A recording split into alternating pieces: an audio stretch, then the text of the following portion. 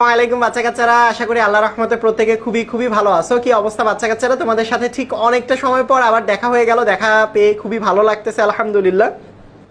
কি অবস্থা বাচ্চা কাচ্চারা? আল্লাহ রহমতে তোমরা কেমন আছো? তোমাদের শরীরের কি অবস্থা? নতুন ক্লাসে কেমন লাগতেছে? তোমরা যদি কেউ আমার নাম জেনে থাকো একটু কাইন্ডলি বলো তো যে আমাকে চিনতে পারতেছো কিনা, আমাকে ঠিকঠাক মতো দেখা যাচ্ছে কিনা, অল ক্লিয়ার হয়েছে কিনা। যদি সবকিছু ঠিকঠাক দেখা যায়, শোনা যায় এবং বোঝা যায় তাহলে একটু কাইন্ডলি আমাকে আওয়াজ দিয়ে বলবা জি ভাইয়া সবকিছু ঠিকঠাক মতো শোনা যাচ্ছে, বোঝা যাচ্ছে এবং দেখা যাচ্ছে। অনেকেই বলবে এখন ভাইয়া আমার নাম নেন, এটা নিয়ে আমি পরে বলতেছি। ওয়ালাইকুম আসসালাম, ওয়ালাইকুম আসসালাম, ওয়ালাইকুম আসসালাম, ওয়ালাইকুম আসসালাম। যারা যারা সালাম দিচ্ছ সবাইকে একসাথে জানাচ্ছি ওয়ালাইকুম আসসালাম রহমতুল্লাহ বারাকাতুহু। অনেকে সালাম দিচ্ছে, অনেকে জয়েন করে ফেলছো, মাশাআল্লাহ, অনেককে দেখতে পারতেছি। এখন কথা হচ্ছে ক্লাসের মধ্যে যখন কেউ আসে, আজকে আমি কারো নাম নিব না, স্পেসিফিক ভাবে, খুবই স্পেশাল কোনো কেস ছাড়া। অনেক অনেক হাজার হাজার স্টুডেন্ট তোমরা আমাদের সাথে আসো, সুতরাং এত স্টুডেন্টের ভিড়ে দুই একজনের যদি নাম নেই তাহলে কিন্তু আসলে মুশকিল। সবারই নাম তখন নেওয়া হতে পারে যে ভাইয়া আমারও নাম নেন, আমারও নাম নেন। আজকে ক্লাসের মধ্যে আমি যদি বলে আমার একটু পরিচয়টা দিয়ে নিই প্রথমে।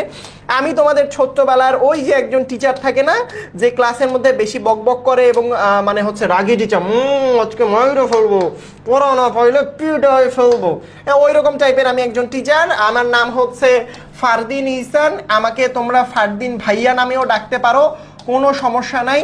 হ্যাঁ, আমি তোমাদের ফারদিন ভাইয়া, আমি তোমাদের কেমিস্ট্রি ক্লাস নিয়ে আসছি। হ্যাঁ হ্যাঁ হ্যাঁ, আমি তোমাদের কোন ভাইয়া? আমি তোমাদের ফারদিন ভাইয়া। তোমাদেরকে কি পড়াবো? ক্লাস 9-এ তোমাদেরকে আমি কেমিস্ট্রি অথবা রসায়ন পড়াবো। এখন খুবই মজার মজার কিছু জিনিস আমরা ক্লাসের মধ্যে শিখবো, বাট তার আগে তোমরা এখন বলো, দেখো আমি তোমাকে একটা কথা বলি বা মজার কথা বলি।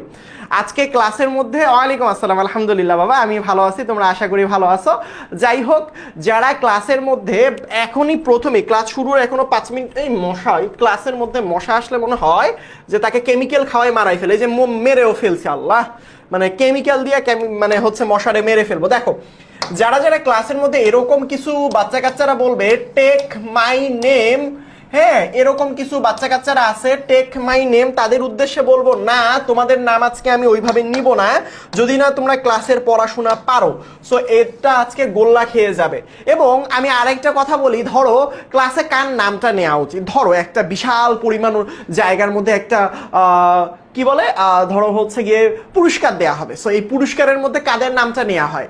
যারা খুব ভালো করে তাদের নাম। ক্লাসের মধ্যে সব থেকে ভালো কে করবে? আমি ভালো করবো, কারণ আমি পড়াবো। ক্লাসের মধ্যে সব থেকে বেশি কে পারে? ফারদিন স্যার পারে, ফারদিন ভাইয়া পারে। কেন? কারণ তোমাদেরকে ফারদিন ভাইয়া পড়াবে।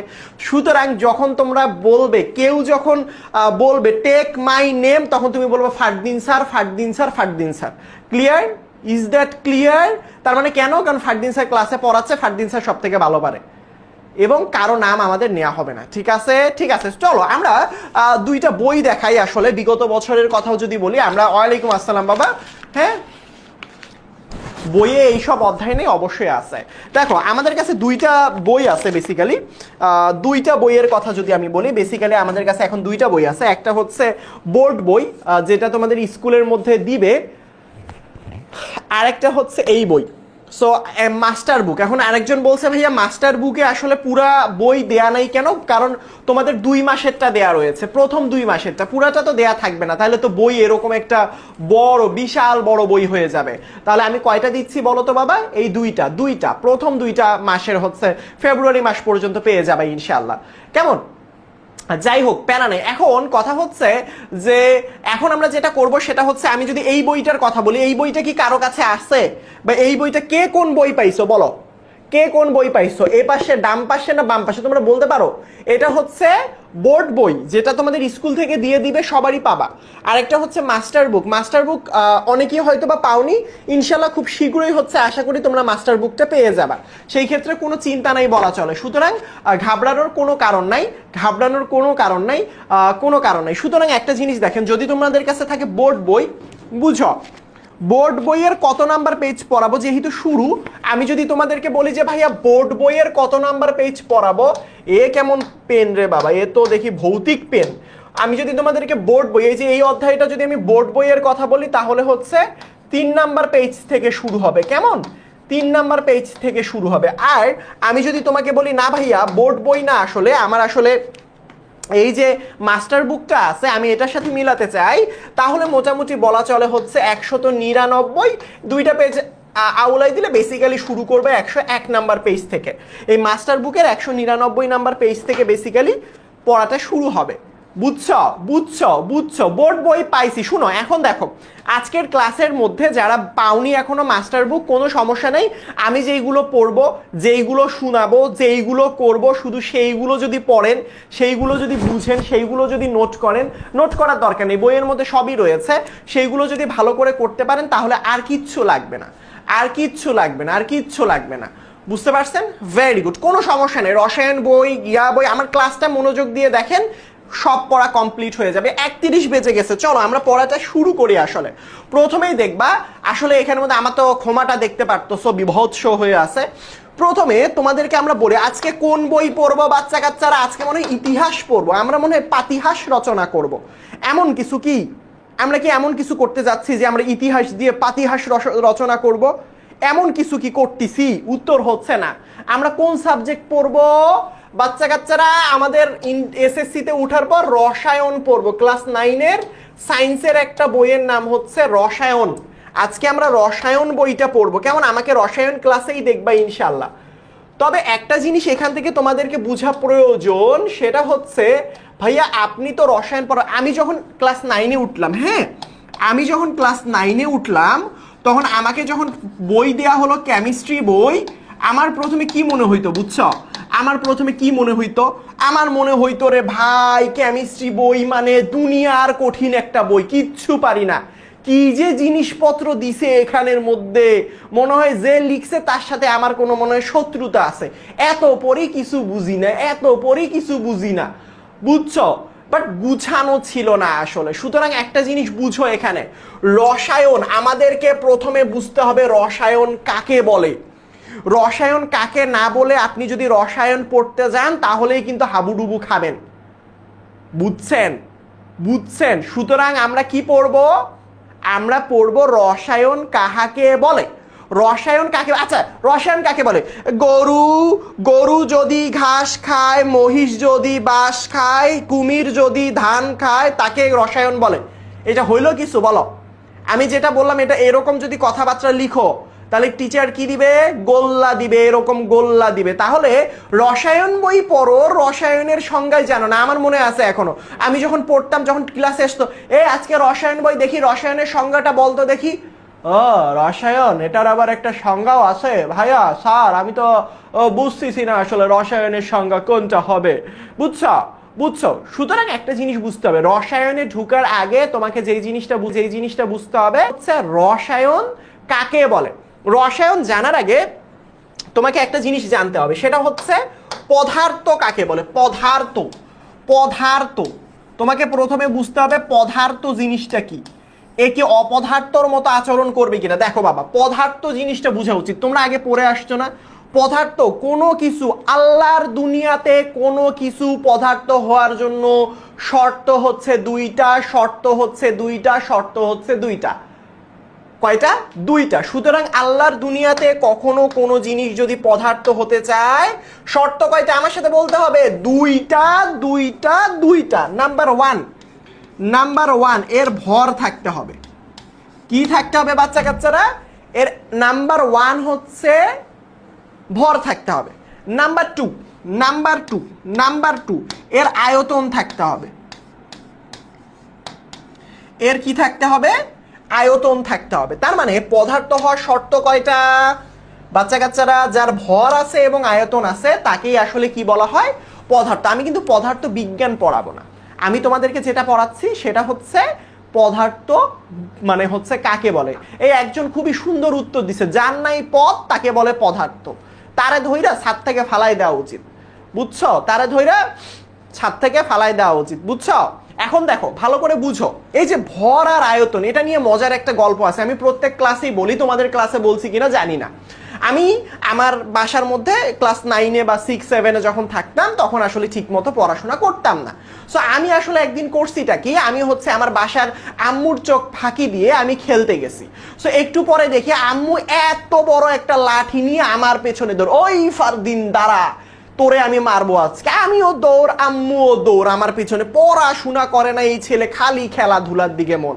তো এরপরে যেটা হলো, আমার আম্মু বলছে এই ছেলেটা একটা অপদার্থ হইছে। আমি তখনই দাঁড়ায় বললাম, আম্মু দাঁড়াও, তুমি ভুল বলতেছো। আম্মু তো মানে পুরো অবাক, আইয়াম তো অবাক হয়ে গেছে। তো আম্মু বলছে কি, আমি আবার কি বললাম, বললো আম্মু দেখো তুমি আমাকে বলছো আমি নাকি অপদার্থ, কিন্তু দেখো আমি যদি বিজ্ঞানের ভাষায় বলি, পদার্থের দুইটা শর্ত হইতে হয়, একটা হচ্ছে ভর থাকতে হবে আর একটা হচ্ছে আয়তন থাকতে হবে। তো আম্মু তুমি জানো আমার ভর না 50 কেজি, এবং আমার আয়তনও একটা আছে, ধরো 20 সেন্টিমিটার কিউব, এরকম একটা আয়তন আছে, তার মানে আমার ভরও আছে আয়তনও আছে। তারপর আম্মু কালের মধ্যে একটা থাপড়ানি দিয়ে বলে, যাই হোক তোরে তো পাইছি। বুঝছো বুঝছো বুঝছো, এই হয়েছে অবস্থা যে আমরা, হ্যাঁ ঠিক আছে অনেক ক্লাসে বলছি হয়তো বাবা, মনে যায় ভুলে যায় আমার, 6-7টা ক্লাস থাকে, 6, 7, 8, 9, 10, 11, তারপরে inter first year second year অনেকগুলো ক্লাস নিতে হয়। সো যাই হোক, সো ব্যাপারটা হচ্ছে এখানের মধ্যে এমনই যে তুমি যদি কোনো কিছুকে পদার্থ বলতে চাও, দুইটা শর্ত হতে হবে। তার মানে এই কলমটা কি পদার্থ, এর একটা ভর আছে, হ্যাঁ আছে, একটা জায়গা দখল করে আছে, হ্যাঁ আছে, সো তার মানে এটা একটা পদার্থ। বুঝছো বুঝছো, তাহলে এই যে দেখো আমি এতক্ষণ ধরে পদার্থ নিয়ে এতক্ষণ ধরে কথা বলতেছি কেন, আমি কি কিছু বলবো পদার্থ নিয়ে, যার কারণে এতক্ষণ পদার্থ নিয়ে কথা বলতেছি? উত্তর অবশ্যই, অবশ্যই আমি পদার্থ নিয়ে কিছু বলতে চাই অথবা বলবো। দেখো নাম্বার ওয়ান দেখো পদার্থ হওয়ার শর্তটা কি, রসায়নটা কাকে বলে। দেখো রসায়ন হওয়ার শর্ত আছে। রসায়ন কাকে বলে, রসায়ন জানার ক্ষেত্রে তোমাকে তিনটা জিনিস মনে রাখতে হবে। কয়টা জিনিস? তিনটা জিনিস। রসায়ন হচ্ছে যে বিষয়ে যেখানে কয়েকটা জিনিস নিয়ে আলোচনা করা হয়, যেমন যেখানে পদার্থের, এই যে একটু আগে যে পদার্থ পড়াইলাম, পদার্থের গঠন, বুঝছো 1 নম্বরে কি, 1 নম্বরে পদার্থের গঠন নিয়ে আলোচনা করবে। পদার্থ মানে তো আমরা একটু আগে পড়লাম ভর আয়তন থাকতে হবে। আবার পদার্থের ধর্ম নিয়েও আলোচনা করতে হবে, পদার্থের ধর্ম নিয়েও আলোচনা করতে হবে। নাম্বার 3,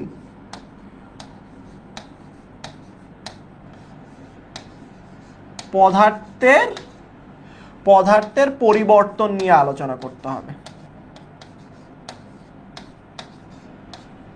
কি নিয়ে আলোচনা করতে হবে? পদার্থের পরিবর্তন নিয়ে আলোচনা করতে হবে।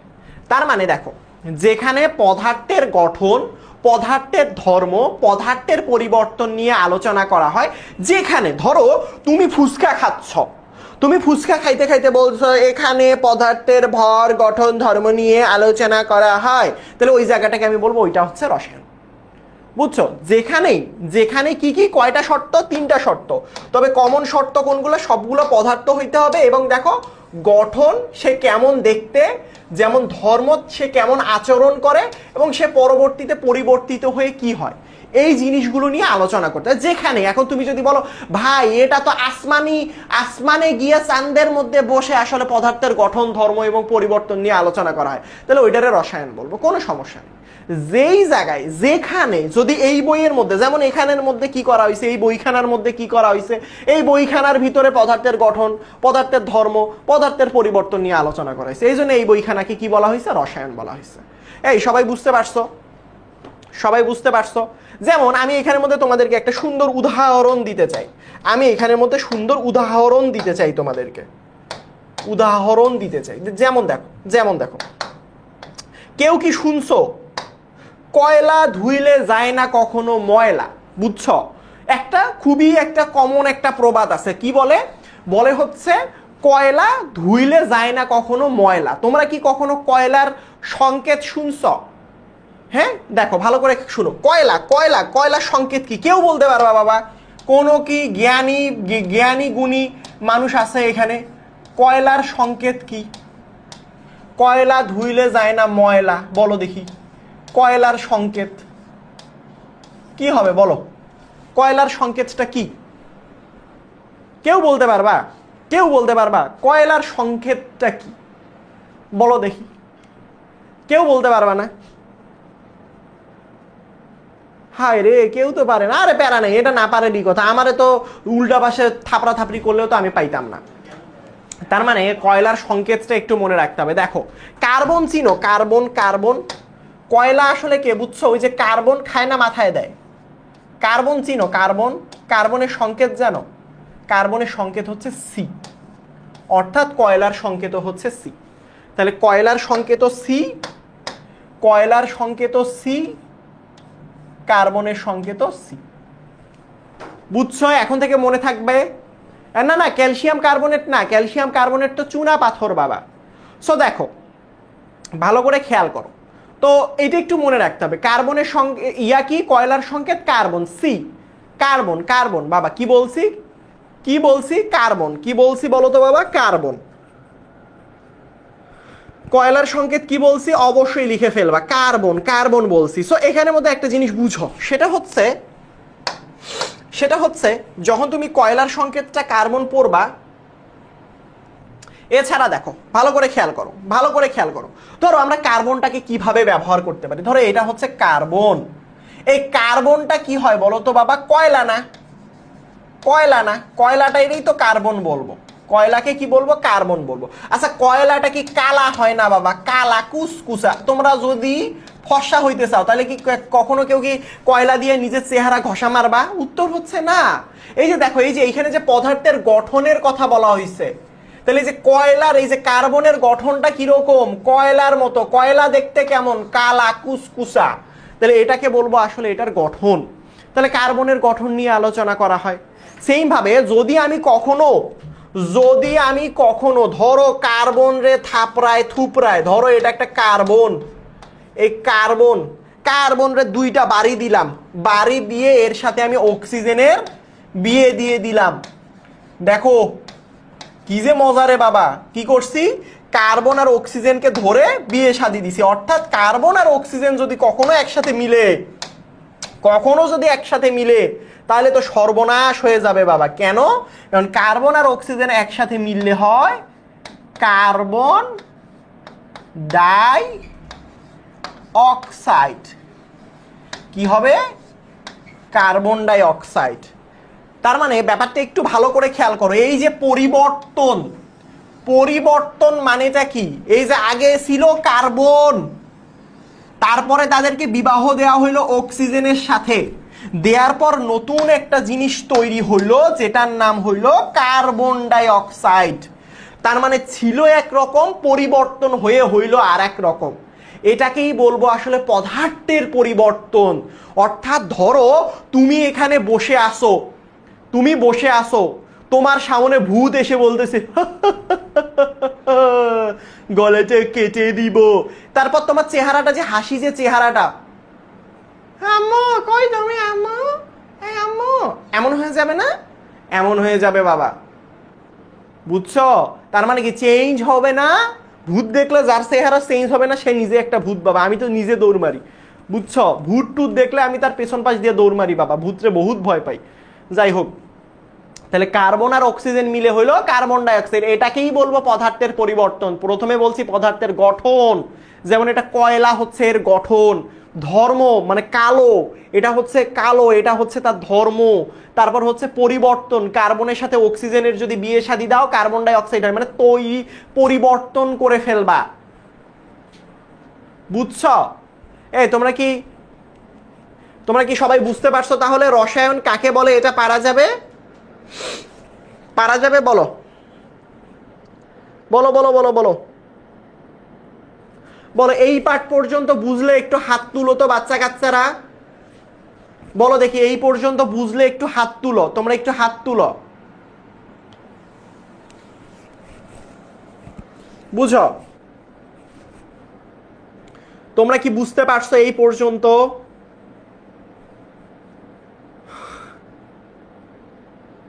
তোমরা কি এই পর্যন্ত বুঝতে পারছো বাবারা?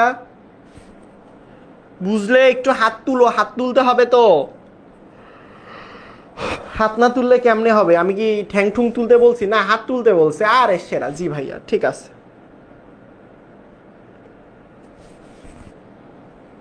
সেরা, ভেরি গুড। এই তো হাতগুলো দেখতেছি, exactly, very good very good very good very good. এখন দেখো আমরা রসায়নের সংজ্ঞা পড়ছি। ধরো দুনিয়াতে, এটা ধরো দুনিয়া, ধরো এটা একটা দুনিয়া, এই দুনিয়ার মধ্যে সর্বপ্রথম ব্যবহৃত ধাতুর নাম কি কেউ বলতে পারবা? মানে কোন ধাতুটা, ধাতু মানে কি যারা ইলেকট্রন ভিতরে অনেক কিছু পড়বো, ধাতু মানে ধরো টিন, তারপর হচ্ছে বাসার টিনের চালা, লোহা, তারপর হচ্ছে গোল্ড, তারপর হচ্ছে ধরো তুমি ঘড়ি তৈরি করবা, এখানে কপাল লাগবে বা তাল লাগবে, অনেক কিছু আছে। ধরো ধাতু আছে, ধাতু ধাতু ধাতু তো অনেক কিছু আছে, বুঝছো? ধরো দুনিয়ার বুকে অনেক ধাতু আছে, যেমন ভাই ধাতুর উদাহরণের শেষ নাই। তুমি বলতে পারো যে ভাই ধাতুর উদাহরণ 2-4টা দেন দেখি। আমি বলতে পারি ভাই ধাতু হইতে পারে গোল্ড, মানে গোল্ড হইতে পারে, বা স্বর্ণ হইতে পারে। তারপর কি হইতে পারে ভাইয়া? তারপরে লোহা হইতে পারে, বুঝছো? তারপরে কি হইতে পারে? তোমরা যে বিয়ের সময় সিলভার পরো না, সিলভার হইতে পারে। তারপর ওই যে ঢেউ টিন হইতে পারে, বুঝছো? বহুত কিছু হইতে পারে। এখন তোমরা আমাকে কি কেউ বলবা যে দুনিয়ার বুকে সর্বপ্রথম ব্যবহৃত ধাতু, এই যে কপার হইতে পারে, কপার, যেটাকে বাংলা ভাষায় আবার সুন্দর করে কি বলা যায়, যেটাকে সুন্দর ভাষায় তামা বলা যায়, যেটাকে সুন্দর ভাষায় কি বলা যায়, তামা বলা যায়। তাহলে এই যে এত কিছু আছে বাবা, এত কিছু আছে, সর্বপ্রথম ব্যবহৃত হয় কোনটা কেউ বলতে পারবা? সর্বপ্রথম, হ্যাঁ চুম্বুক। চুম্বুক তো আসলে ধাতু না বাবা, চুম্বুক আসলে ধাতু না। অক্সিজেন, হ্যাঁ। গোল্ড, টিন, টিনের চালা দিয়ে কি ঘরের টেউটিন বানাইছে? সেরা সেরা, অনেকে অনেক উত্তর দিচ্ছ, বাট তোমরা যখন বইটা খুলবা অনেক জায়গায় অনেক মন্তব্য রয়েছে, কোথাও কপার রয়েছে, কোথাও টিন রয়েছে, যেটাই থাক এই যে বোর্ড বইটা ফলো করতে হবে, এই বোর্ড বইটা ফলো করতে হবে। সো তুমি যদি এই বোর্ড বইটা ফলো করো, সর্বপ্রথম ব্যবহৃত ধাতুর নাম হচ্ছে গোল্ড। মনে রাখবা এটা, তুমি একটু মনে রাখবা বাবা। কি বললাম বলো তো বাবা? সর্বপ্রথম ব্যবহৃত ধাতু কি কি বলছি বলো তো বাবা? এইটা খুবই খুবই পরীক্ষায় আসে, স্টার চিহ্ন, ট্রিপল স্টার। হ্যাঁ দেখো, সর্বপ্রথম ব্যবহৃত ধাতু,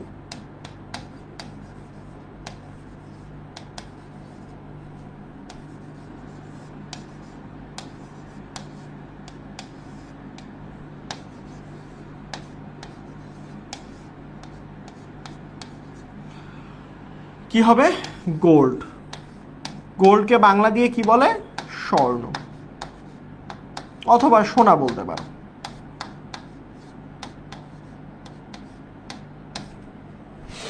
না, তার মানে এই জিনিসটা কিন্তু মনে রাখতে হবে, সর্বপ্রথম কোন ধাতুটা ব্যবহার করা শুরু করা হয়েছে। ক্লিয়ার? Very good. টিন না বাবা, গোল্ড গোল্ড গোল্ড গোল্ড বাবা, গোল্ড গোল্ড। এবার দেখো, এবার দেখো, কিছু কিছু কিছু কিছু মানুষ চিন্তা করলো, বাজারের মধ্যে কি কখনো সিটি গোল্ড পাইছো? সিটি গোল্ড বলে না অনেক সময়, ভাই আমার আসলে বিয়ের সময় টাকা কম, তাই আমি সিটি গোল্ড দিব। তোমরা সিটি গোল্ড দেখছো কখনো? সিটি গোল্ড দেখছো? বলো তোমরা কখনো সিটি গোল্ড নাম শুনছো? তোমরা একটু বলো তো বাবা, সিটি গোল্ড, তোমরা কখনো সিটি গোল্ড এইটা নাম শুনছো? বলো।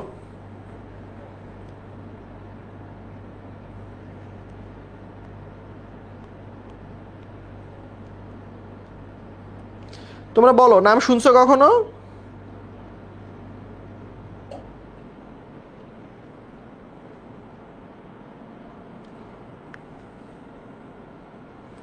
বলো বলো বলো বলো বলো বলো বলো বলো বলো।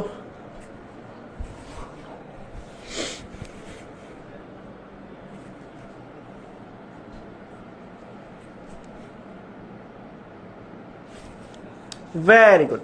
সিটি গোল্ডের নাম যারা শুনছো, দেখো পৃথিবীর বুকে যখন গোল্ডের দাম অনেক বেশি, দেখো বাবা এখানের মধ্যে সোর্স আমটার আমি কিছু হিসাব দেখাই বাবা। দেখো দেখো কিছু, দেখো ওই যে বাজারের মধ্যে যে নকল জিনিসপত্রগুলো ব্যবহার করা হয়, বাজারের মধ্যে যে নকল জিনিসপত্রগুলো ব্যবহার করা হয় ওই গোল্ডের পরিবর্তে, গোল্ড বা স্বর্ণের পরিবর্তে নকল যে জিনিসটা ব্যবহার করা হয় সেটা হচ্ছে সিটি গোল্ড। তো আগের বিজ্ঞানীরা ভাবলো যে ভাই গোল্ডের দাম তো বহুত, মেলা দাম গোল্ডের। এখন আমরা গোল্ড তো সবাইকে দেয়া যায় না আসলে। গোল্ড কি চাইলেই সবাইকে দেয়া যায়? গোল্ড কি চাইলেই তুমি সবাইকে দিতে পারো? গোল্ডের দাম তো বহুত। কিছু কিছু কিছু কিছু বিজ্ঞানী ভাবলো ঠিক আছে, কিছু কিছু ওই যে ফাঁকিবাজ আছে না কিছু ক্লাসের, কিছু কিছু বিজ্ঞানী ভাবলো চলো আমরা আজকে গোল্ড বানাই।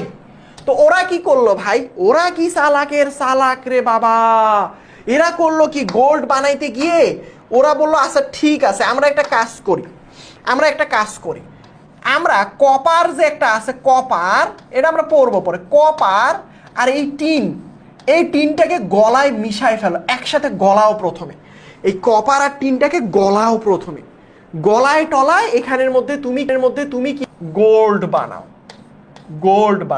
কিন্তু বাবা কি যে একটা সর্বনাশী কথা, ওরা কপার আর টিন মিলায় কি বানাইতে গেল, গোল্ড বানাইতে গেল। কেন? বাজারে তো গোল্ডের মেলা দাম। সো কি হইল ভাই, গোল্ড আর হইল না, লাস্ট পর্যন্ত হয়ে গেল সেটা সিটি গোল্ড বাবা। ওয়াও, সিটি গোল্ড হয়ে গেল, যেটার বাংলা নাম আসলে এমনিতে ব্রোঞ্জ বলা হয়, ব্রোঞ্জ, বুঝছো? ব্রোঞ্জ। পরে তো ভাই মানুষজন যখন এদের ফাঁকিবাজি বুঝছে যে ভাই এ তো আসলে গোল্ড না, এটা তো আসলে ব্রোঞ্জ, তখন ভাবলো কি আর করার, আমাদের বাসায় যে স্বর্ণগুলা আছে ওইগুলা দিয়া ছুরি বানায় কোপায় দেই একদম। যারা আমাদেরকে বলছে কি বানাবে, ওরা আসলে সিটি গোল্ড টাইপের জিনিস দিয়ে কি বানাবে বলতো, ছোরা ছুরি, মানে হচ্ছে বাসার মধ্যে যে তলোয়ার, এইগুলা, বুঝছো? কপারের বাংলা অর্থ হচ্ছে তামা, এই যে লিখে দিয়েছে, এই যে দেখো, কপারের বাংলা অর্থ হচ্ছে তামা, একই জিনিস। কপার আর তামা দুইটা আলাদা জিনিস না, বুঝছো? কপার আর তামা দুইটা আলাদা জিনিস না, কপার যা কথা তামা একই কথা। সুতরাং দেখো পরবর্তীতে কি হইলো বলতো, পরবর্তীতে তারা ব্রোঞ্জ বানাইলো, যেটা দিয়ে বহুত অস্ত্র মস্ত্র বানানো যায় আসলে, বুঝছো? যারা যারা কনফিউজড এখনো, তামা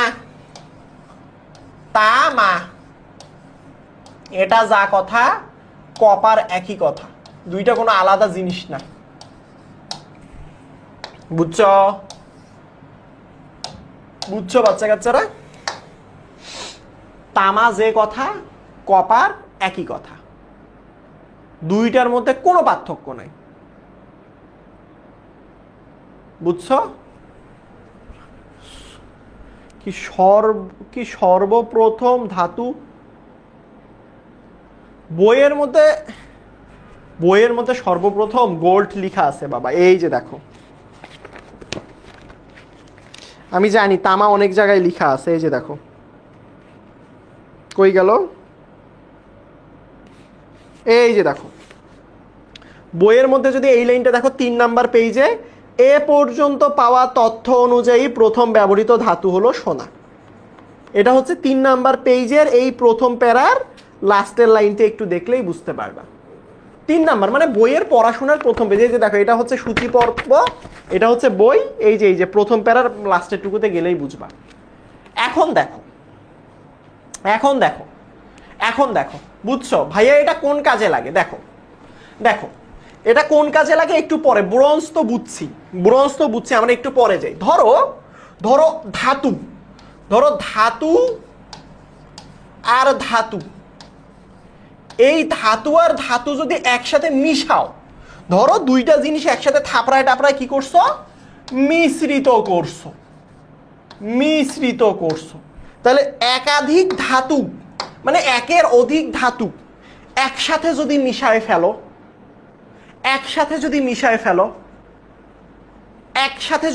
ফেলো, তাহলে সেটাকে কি বলা হয়? একসাথে ধাতু আর ধাতু যদি পরস্পরকে একসাথে মিশায় ফেলো, তাহলে এখানের মধ্যে তৈরি হয়ে যাবে হচ্ছে সংকর ধাতু। সংকর ধাতু কাকে বলে? শঙ্কুর চাচা না, ব্যাপারটা এমন না, সংকর ধাতু, সংকর ধাতু। হ্যাঁ, কি বলছো বাবা? বইয়ের মধ্যে, নতুন বইয়ে যেটা লেখা থাকবে তুমি তোমার বইয়ের মধ্যে যেটা লেখা পাবা সেটাই দিবা। নতুন বইয়ে তামা লেখা থাকলে সেটাই দিবা, কোনো সমস্যা নেই, ঠিক আছে? তোমার নতুন বইয়ে যদি তামা লেখা থাকে তামা দিও, কারণ বিভিন্ন সময় দেখা যায় তামাই আছে। আসলে বিগত বছরের বইগুলোতে গোল্ড লেখা ছিল, পরীক্ষায় আসলে টিচাররা গোল্ড লিখলেই নাম্বার দিত। সো বইয়ে যেটা আছে সেটাই দিও। হ্যাঁ, সো দেখো, তার মানে আমি যদি বলি এখানের মধ্যে একটা জিনিস বুঝতে হবে, এই যে দেখো ভালো করে বুঝো, এই যে একটা ধাতু মনে মনে চিন্তা করো, ধাতুর নাম কি দেখো ভালো করে খেয়াল করো, ধাতুর নাম হচ্ছে কপার। কি বলছি? কপার। প্লাস আরেকটা ধাতুর নাম চিন্তা করো, আর একটা ধাতুর নাম চিন্তা করলে তোমার হচ্ছে টিন। বুঝছো? এই কপার আর টিন এই দুইটাকে যদি একসাথে কি করো, মিশ্রিত করো, মিশ্রিত মানে গরম করে গলায় টলায় একসাথে মিশ্রিত করো, তাহলে এখানের মধ্যে নতুন করে যেই একটা জিনিসের আমদানি হবে সেটাকে আমরা ব্রোঞ্জ বলবো, ব্রোঞ্জ বলবো। ক্লিয়ার? ক্লিয়ার? ব্রোঞ্জ কাকে বলা হয়? ক্লিয়ার? তাহলে ব্রোঞ্জ কাকে বলে? কপার আর টিন একসাথে মিশায় ফেলো, তাহলে যেই জিনিসটা তৈরি হবে সেটাকে বলবো আমরা ব্রোঞ্জ। এটার কাজটা কি? ওই যে আগে বুঝছো অস্ত্র শস্ত্র, মানে মানে অস্ত্র বানান কি, অস্ত্র মানে ওই ধরো এখনকার যে বলে না যে আগে হচ্ছে তরবারি দিয়ে যুদ্ধ করতো, ওই তরবারির জন্য আসলে ব্যবহার করা হইতো কি, ব্রোঞ্জ। তরবারির জন্য কি ব্যবহার করা হইতো? ব্রোঞ্জ। তরবারির জন্য কি ব্যবহার করা হইতো? ব্রোঞ্জ ব্যবহার করতো। ক্লিয়ার?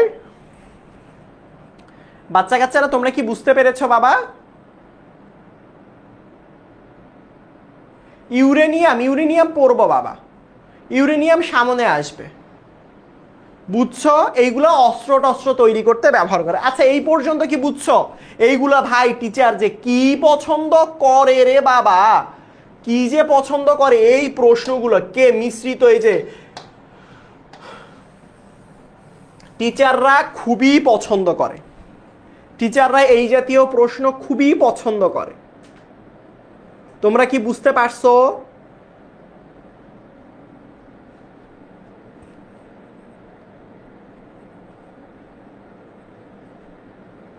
ইনশাআল্লাহ। হ্যাঁ ব্রোঞ্জ তো শঙ্কর। এই যে দেখো এইটা হচ্ছে, এই যে দেখো, এই যে দেখো এটা হচ্ছে ধাতু, এটা হচ্ছে ধাতু, ব্রোঞ্জ হচ্ছে শঙ্কর ধাতু। কারণ কি ধাতু ধাতু মিলে শঙ্কর ধাতু তৈরি হয়, তাহলে কপারও ধাতু টিনও ধাতু, মিশ্রিত করলে হবে ব্রোঞ্জ, ওইটা হচ্ছে শঙ্কর ধাতু, অবশ্যই শঙ্কর ধাতু। ক্লিয়ার? এবার আসো, এবার আমরা কিছু ইতিহাস সম্পর্কে জানি, কিছু ইতিহাস জানবো। তোমাদের কার কার আছে পদার্থের ধর্ম হচ্ছে এর একটা ভর আছে, এর একটা আয়তন আছে? আচ্ছা কার কার ইতিহাস জানতে ভাল লাগে? ইতিহাস পাতিহাস বলে না, আগে সেই ইতিহাস নিয়ে পড়ে না, সে পাতিহাস নিয়ে পড়ে, এরকম কথাবার্তা আছে না? কে কে ইতিহাস পড়তে পছন্দ করো আমাকে বলো তো, বলো। আমরা এখন কিছু ইতিহাস সম্পর্কে পড়াশোনা করব। কি সম্পর্কে? আমরা কিছু ইতিহাস সম্পর্কে জানবো।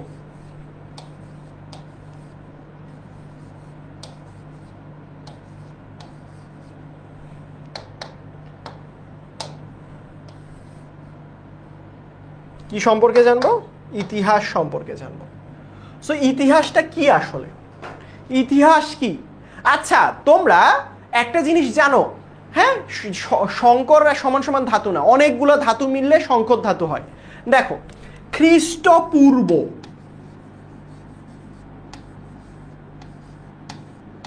খ্রিস্টপূর্ব এইটার মানে বুঝো বাবা তোমরা? খ্রিস্টপূর্ব এই শব্দটার অর্থ জানো? এই শব্দটার অর্থ জানো? এই শব্দটার অর্থ জানো?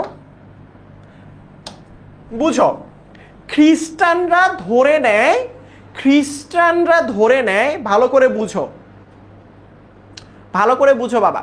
খ্রিস্টানরা কি, দেখো ভালো করে খেয়াল করো, খ্রিস্টানরা কি করে? খ্রিস্টানরা দেখো, আজকের তোমাদের বোরিং লাগবে না, মজা লাগবে। দেখো দেখো মজা লাগবে, কিভাবে মজা লাগবে দেখো। খ্রিস্টানদের মতামত অনুসারে তাদের যে খ্রিস্ট আছে অর্থাৎ যিশু খ্রিস্ট, তাদের ভাষায় যিশু খ্রিস্ট, যিশু খ্রিস্ট মানে এনার জন্মের আগে, যিশুর জন্মের আগে, বুঝছো? যাকে আমরা হচ্ছে ঈসা আলাইহিস সালাম বলি, ওদেরকে তারা যিশু খ্রিস্ট বলে। সো ওনার আগের সময়গুলাকে বলা হয় যিশু খ্রিস্ট। তো মানে ওনার জন্মের যদি 200 বছর আগে কেউ জন্মে তাহলে বলা হয় যিশু খ্রিস্ট 2000, মানে খ্রিস্টপূর্ব 2000 বছর আগে। বুঝছো?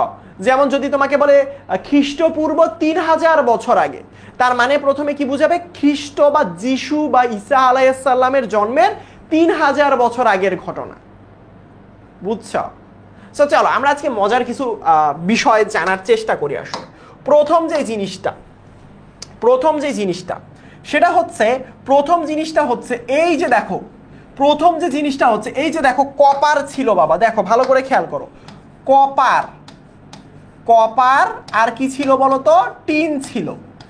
টিন মিলে প্রথম যে জিনিসটা তৈরি করা হয়েছে এটা ব্রোঞ্জ করা হয়েছে, এটা তো আমরা অলরেডি পড়ছি। তো এটা কত বছর আগে কেউ বলতে পারবা? এটা কত বছর আগে? এটা তো অলরেডি আমরা পড়ছি। এটা কত বছর আগে কেউ বলতে পারবা? এটা হচ্ছে খ্রিস্টপূর্ব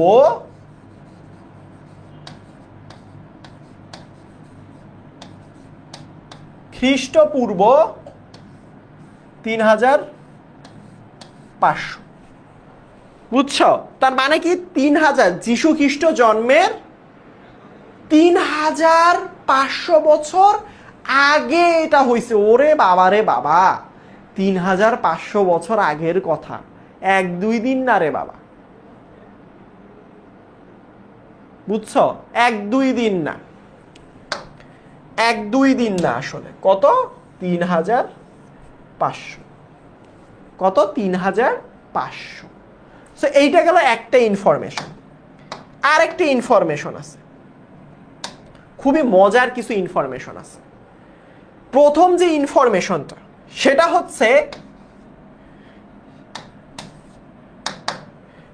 হচ্ছে খ্রিস্টপূর্ব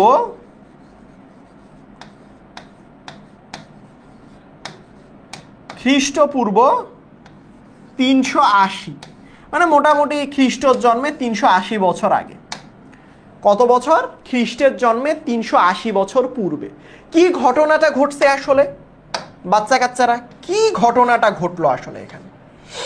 বুঝো, এখানে বোঝার চেষ্টা করো। আসলে তখন বিজ্ঞানীরা ভাবলো পদার্থ, এই যে পদার্থ কি দিয়ে গঠিত, ধরো এই কলমটা ভাঙতে ভাঙতে ভাঙতে ভাঙতে ভাঙতে ভাঙতে আর কি পাবা? কিচ্ছু পাবা না। বলছে ভাঙতে ভাঙতে লাস্টের জিনিসটা কি? বুঝছো? বুঝছো? এখন 2025 সাল কেন? আমরা যীশু খ্রিস্টর জন্মের পরের সালটা হিসাব করতেছি। দেখো আমি তোমাদের যারা আসলে এই যে ধরো এটা হচ্ছে, ধরো আমি তোমাদেরকে যারা এখনো মনের মধ্যে অনেক প্রশ্ন, ভাইয়া যীশু খ্রিস্ট বুঝতেছে না, এই যে দেখো, দেখো ধরো এটা হচ্ছে, এই লাইনটা হচ্ছে 0 0। এখন এটা হচ্ছে 0 মানে হচ্ছে যিশুর জন্মের সময়, আর এটা হচ্ছে যিশু জন্মের আগের সময়, জন্মের আগের সময়, যেটাকে কি বলা হয়? খ্রিস্টপূর্ব। পূর্ব মানে আগে, পূর্বে, পূর্বে। আর এখন এটা কি কি? এই সময়টা হচ্ছে জন্মের পরের সময়।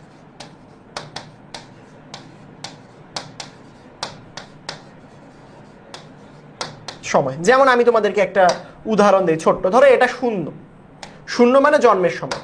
ধরো এখন এখানের মধ্যে সাল আসছে 2050, অথবা এটা হচ্ছে 3500। তার মানেটা কি বুঝায়? এই খ্রিস্টর জন্মের আগের সময়, এইটাকে বলা হবে খ্রিস্টপূর্ব। যিশু খ্রিস্ট এখনো জন্মগ্রহণ করে নাই, তার জন্মের আগের সময়, আগের সময়। আর আমি এখনের সাল যদি বলি, এখনেরটা হচ্ছে পরের সময়। যেমন এখনের সময় কত? 2025, আবার 2026, তার জন্ম হয়ে গেছে 2027, এগুলো হবে যিশু খ্রিস্টর জন্মের পরের, যার কারণে এই যে পরে বলা হয় না, আগের গুলাকে বলা হয় পূর্ব। বুঝছ? স্যার যিশুর জন্ম কত সালে? 0 সাল। যিশুর জন্ম 0 সালে। ওনার জন্ম সালের সাল থেকে আসলে কাউন্ট করা হয় যে মানুষ আসলে, মানে এই যে আমরা যে 2000 সাল, 2022 সাল, 30 সাল, তাহলে এটা কোথায় থেকে শুরু হয়েছে? 0 সাল থেকে না? 0 সাল মানে যিশু খ্রিস্টের জন্মটাকে বলা হয়তো 0 সাল। বুঝছো?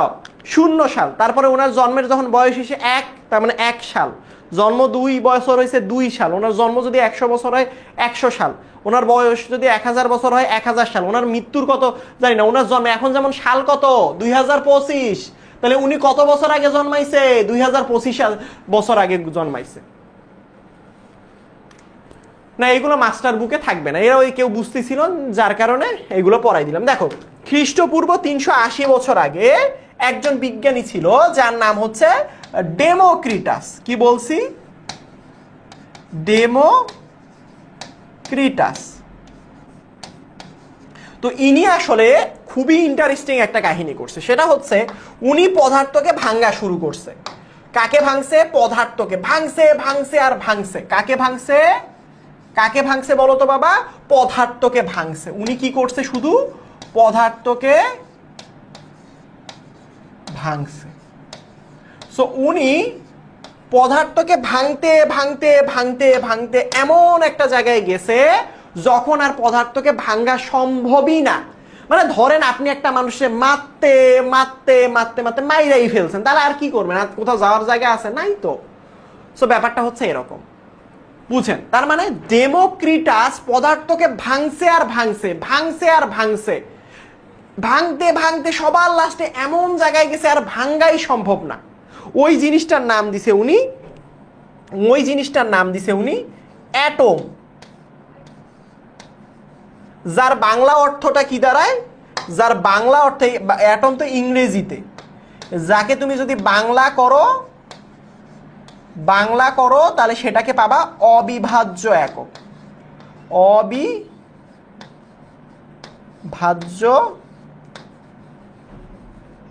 একক। কি একক? অবিভাজ্য একক। কি বলবো এটাকে? অ্যাটম বলবো। বুঝছো? তাহলে অ্যাটম বা অবিভাজ্য একক এটা কে নামকরণ করছে বলো? এটার নামকরণটা কে করছে? উত্তর হচ্ছে, এইটা কিন্তু পরীক্ষায় খুবই ইম্পর্টেন্ট বাবা, এগুলো নিয়ে হেলাফেলা কইরেন না, খুবই ইম্পর্টেন্ট, এইগুলো খুবই ইম্পর্টেন্ট বাবা, এই পার্টটা খুবই ইম্পর্টেন্ট। বুঝছো? তাহলে এই পরীক্ষার মধ্যে কি আসবে? পরীক্ষার মধ্যে আসবে এই যে অ্যাটম নামকরণ কে করছে, অবিভাজ্য কে দিছিল আসলে? উত্তর ডেমোক্রিটাস। বুঝতে পারছো? উনি ভাঙতে ভাঙতে ভাঙতে ভাঙতে এমন জায়গায় গেছে, সাউন্ড প্রবলেম, সাউন্ড সমস্যা কি সবার হচ্ছে?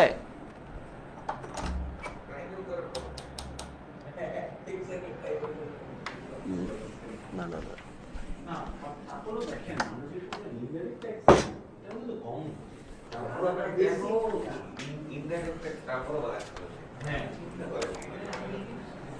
আমার কথা কি শোনা যাচ্ছে এখন?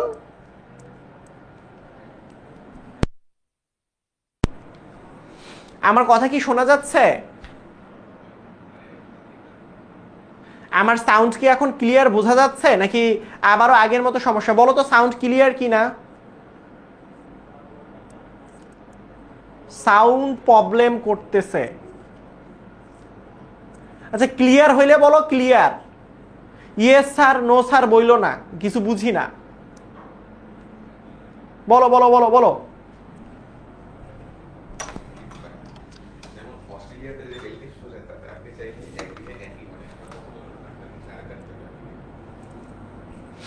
সবারই কি সাউন্ড সমস্যা? নাও ক্লিয়ার? এখন কি ক্লিয়ার আছে? Clear, very good.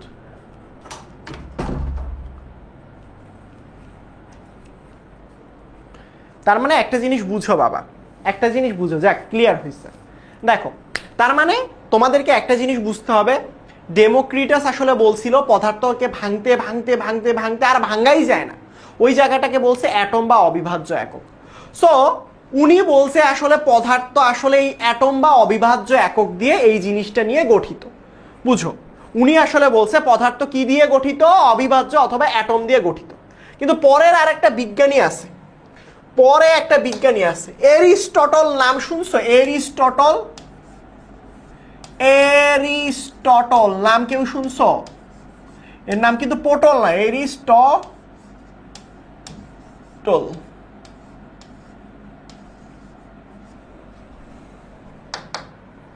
কি বললাম নাম? এরিস্টটল।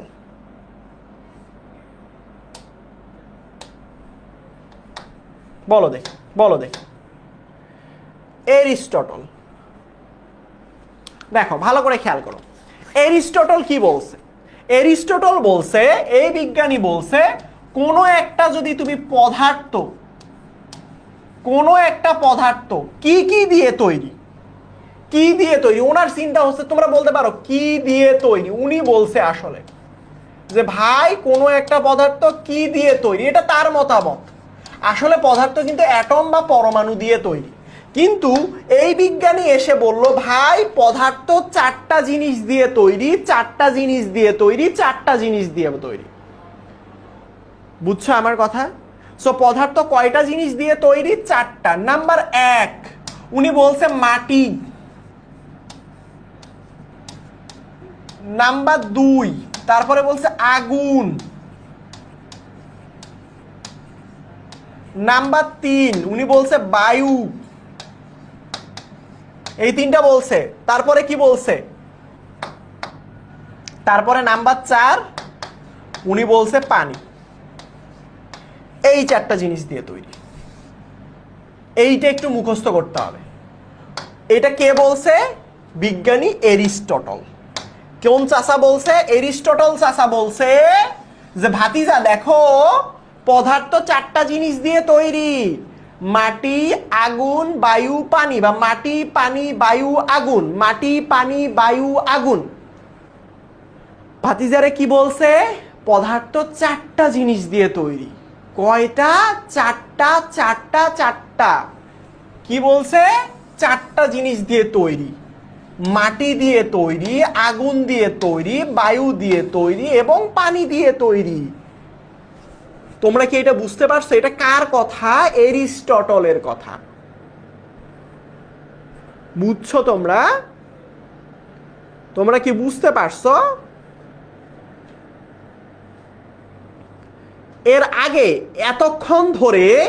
এতক্ষণ ধরে ডেমোক্রিটাস চাচা বলতিছিল যে ভাতিজা পদার্থ, উনি বলতিছিল ভাতিজা পদার্থ আসলে তৈরি অ্যাটম দিয়া। কি বলতিছিল? ভাতিজা দেখো পদার্থ তৈরি, এই যে খ্রিস্টপূর্ব এত সাল আগে ডেমোক্রিটাস বলছে চাচা দেখো পদার্থকে ভাঙলে এইটা ছাড়া পাওয়া যায় না, মানে পদার্থ অ্যাটম দিয়ে তৈরি। এটা কে বলছে? ডেমোক্রিটাস চাচা বলছিল পদার্থ অ্যাটম বা অবিভাজ্য একক দিয়ে তৈরি। কিন্তু পরবর্তীতে আসলে এরিস্টটল চাচা বলল না রে বাবা, না রে ভাতিজা, চারটা জিনিস দিয়ে তৈরি, মাটি, আগুন, বায়ু, পানি। তুমি আমি তো সাধারণ জনগণ, এখন আমরা কোনটা মানবো বাবা? মানবো কোনটা? এরিস্টটল চাচার কথা বলবো মানবো নাকি ডেমোক্রিটাস চাচার কথা মানবো? তো মানুষজন কইছে আচ্ছা ঠিক আছে, ঠিক আছে, এরিস্টটল যেহেতু একটার কথা কইছে, আর এখানের মধ্যে দেখো এরিস্টটল চাচা চারটার কথা বলছে। বুঝছো? এরিস্টটল কয়টার কথা বলছে? চারটা। ডেমোক্রিটাস একটা। ওরা বলছে আচ্ছা ঠিক আছে, আমরা আপাতত এরিস্টটল সাহেবের কথা মেনে চলি, যার কারণে ডেমোক্রিটাসরে মাঝখানে রাস্তা থেকে সরাই দেওয়া হয়েছিল। বুঝছিল? বুঝছো? এরিস্টটল চাচারে মাঝখান থেকে, ডেমোক্রিটাস চাচারে এরিস্টটল চাচা মাঝখান থেকে সরাই দিচ্ছে। বুঝছো? তোমরা কি এই পর্যন্ত বুঝছো? বলো, বুঝলে বলো।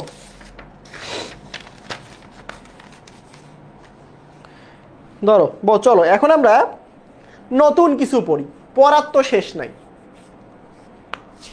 হ্যাঁ, আমরা এখন ডেমোক্রিটাসের কথা মানবো, বর্তমান সময় ডেমোক্রিটাসের কথা মানবো আমরা। বুঝতে পারছো? দেখো আমরা একটা নতুন মজার জিনিস শিখি। নতুন কি মজার জিনিস শিখবো? সেটা হচ্ছে আমরা যে এখন রসায়ন পড়ি। আজান দিচ্ছে, আমরা একটা নামাজ বিরতিতে যাই।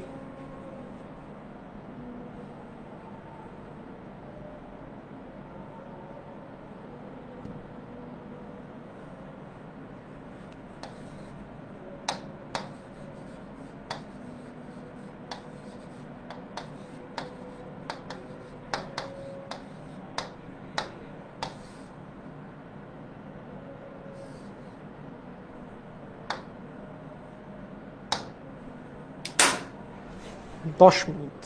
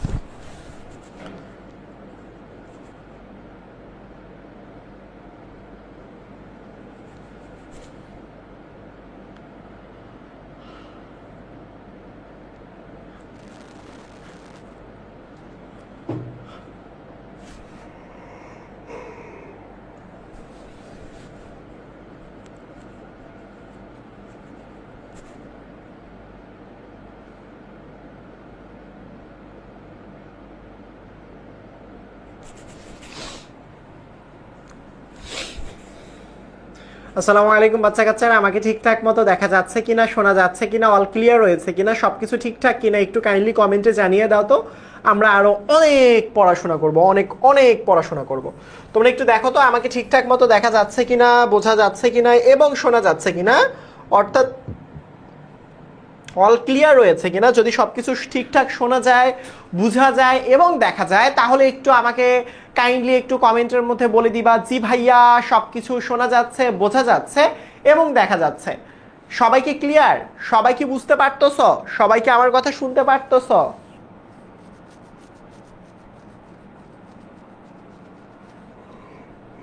All clear, all clear. Very good, very good, very good, very good. সেরা সেরা সেরা, অল ক্লিয়ার ভাইয়া, all clear. Very good, very good, very good. সুতরাং আমরা যেটা করব সেটা হচ্ছে, আমরা একটা বর্তমান মানে আধুনিক সময়, মানে আমরা তো আধুনিক যুগে বাস করতেছি, তাই না?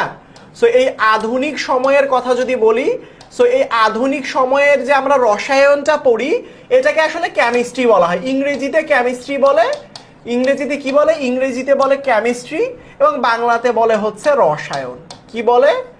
বাংলাতে রসায়ন বলে। কিন্তু এই যে আমরা যে কেমিস্ট্রিটা এখন পড়তেছি, আগের যুগে মানে মধ্যযুগ, মানে একটা ছিল মাঝা একদম মানে প্রারম্ভিক যুগ, একটা হচ্ছে মধ্যযুগ, আর এখন আমরা আছি শেষ যুগে মানে মধ্যযুগ। আজকে থেকে 300 অথবা 400 বছর আগে কেমিস্ট্রিটাকে কি নামে পরিচিত ছিল বলতে পারবা কেউ?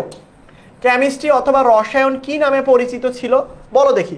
রসায়ন কি নামে পরিচিত ছিল বলো? মধ্যযুগে যে রসায়নটা চর্চা করা হইতো, মধ্যযুগীয় রসায়ন, মধ্যযুগীয় যে রসায়ন, এটাকে কি বলা হইতো কেউ বলতে পারবা? মধ্যযুগীয় রসায়নটাকে কি বলা হইতো? আমি তোমাদেরকে বলে দিই। মধ্যযুগীয় যে রসায়নটা ছিল সেটাকে আসলে আলকেমি বলা হয়েছে। কোন কেমি? আল কেমি। এটাকে ইংরেজিতে যদি বলি তাহলে একটু দেখো, আল, এই যে দেখো আল, CHEMY, আলকেমি বলা হয়েছে। বুঝতে পারছো আমার কথা? তাহলে মধ্যযুগের যে রসায়ন সেটাকে বাংলা ভাষায় কি বলে? আলকেমি বলা হয়। কেন বলা হয়? সায়েন্টিস্টরা রাখছে ভাই, তাই বলা হয়। সো দেখো, ভালো করে খেয়াল করো, সেই সময় তো গবেষক ছিল, তাই না? বলো তো বাবা, যারা গবেষণা করে, ফারদিন ভাইয়ের মতো গবেষক ছিল না? সেই সময়ে তো গবেষক ছিল, মানে এখন যাদেরকে সায়েন্টিস্ট বলা হয়, এখন যাদেরকে কি বলা হয়? বিজ্ঞানী বলা হয়। তখন যারা রসায়ন নিয়ে বিজ্ঞানীগিরি করছে তাদেরকে কি বলা হয় জানো? আলকেমিস্ট। কি বলা হয়? আলকেমিস্ট বলা হয়। তখনকার সময় মানে মধ্যযুগীয় যে গবেষক ছিল, মধ্যযুগে যে যারা আসলে গবেষণা করছিল, এখন যেমন কি বলা হয়? কেমিক্যাল ইঞ্জিনিয়ার, তারপর কি বলা হয়? সায়েন্টিস্ট। তখন বলা হয়তো আলকেমিস্ট। কি বলা হয়তো? আলকেমিস্ট বলা হয়তো। কাদেরকে? তখনকার যে গবেষক ছিল, তখনকার যে গবেষক ছিল সেই গবেষককে বলা হয় আলকেমিস্ট। কি বললাম বাবা বলো? তখনকার যে গবেষক ছিল এই গবেষককে কি বলা হয় বলো তো বাবা? তখনকার গবেষককে বলা হয় আলকেমিস্ট। এই আলকেমিস্ট কোন শব্দ থেকে আসছে বুঝছো? কোন শব্দ থেকে আগত? এই শব্দটা কোন শব্দ থেকে আসছে? অদ্ভুত শব্দ একটা। কোন শব্দ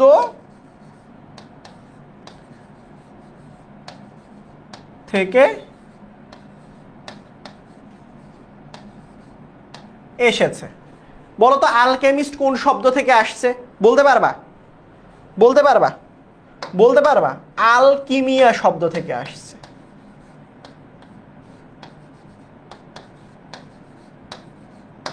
এইগুলো একটু মুখস্থ রাখবা, বুঝছো? তাহলে আলকেমিস্ট কোন শব্দ থেকে আসছে? আলকিমিয়া থেকে আসছে। ওয়াও, অদ্ভুত, অদ্ভুত নাম। এগুলো পড়তে হবে।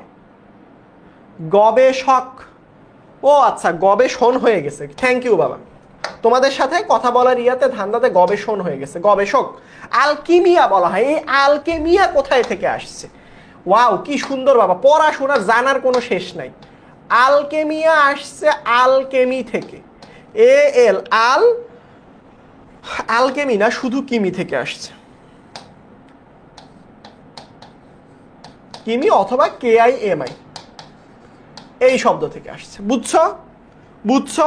সুতরাং এই পার্টগুলো একটু মনে রাখতে হবে, কোনটা কোথায় থেকে আসছে, কোন জিনিসটা কই থেকে আসছে, চট্টগ্রাম থেকে কোনটা রাজশাহী গেছে, কোন জিনিস থেকে কোন জায়গা থেকে কোন জিনিসগুলো আসছে, এইগুলো খুবই ইম্পর্টেন্ট, খুবই ইম্পর্টেন্ট, খুবই ইম্পর্টেন্ট, খুবই গুরুত্বপূর্ণ, খুবই খুবই খুবই গুরুত্বপূর্ণ বাবা।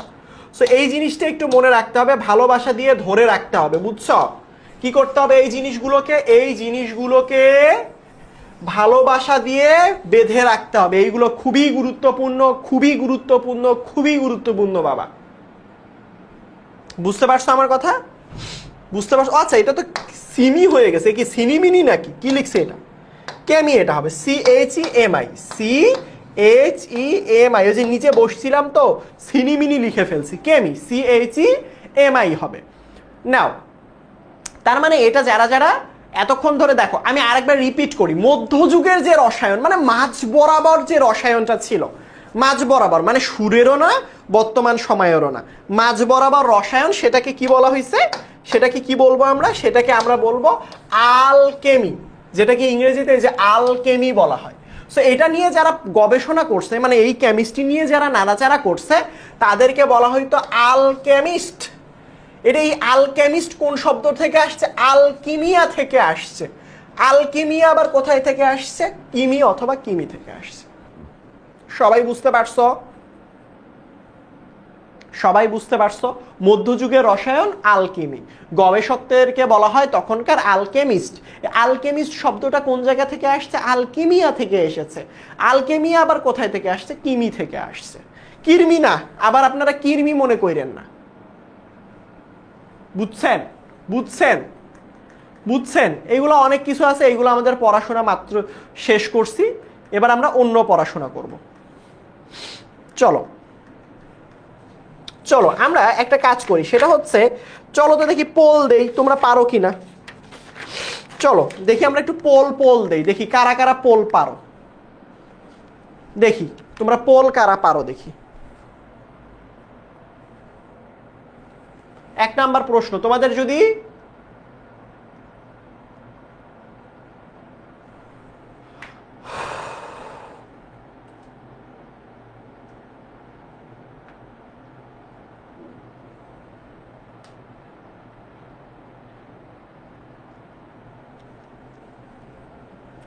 দেখি উত্তর দাও দেখি। তোমাদের এইগুলো বুঝছো সবগুলো MCQ।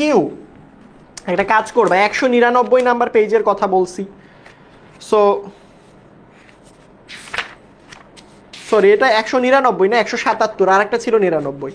সো 177 নাম্বার পেজে যদি তোমরা যাও, তাহলে এখানের মধ্যে তোমরা যদি 177 নাম্বার পেজে যাও, তাহলে এখানের মধ্যে দেখবা, এই যে দেখো 182 নাম্বার পেজ। যাদের কাছে মাস্টার বুক আছে তারা 182 নাম্বার পেজে খুঁজবা একটু, মাস্টার বুক যাদের আছে 182 নাম্বার পেজ যদি দেখো, এখানে দেখবা 14টা MCQ দিয়ে দেয়া রয়েছে বাবা।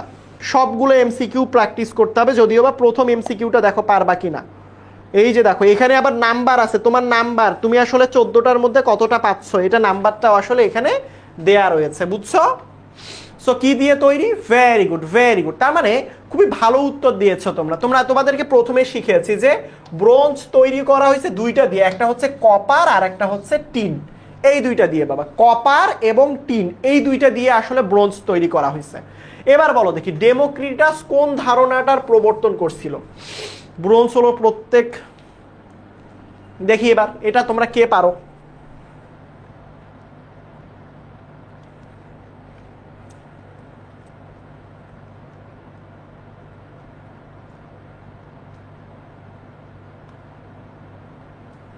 দেখি এটা তোমরা কে পারো দেখি, একটু দেখি তো কে কে পারো।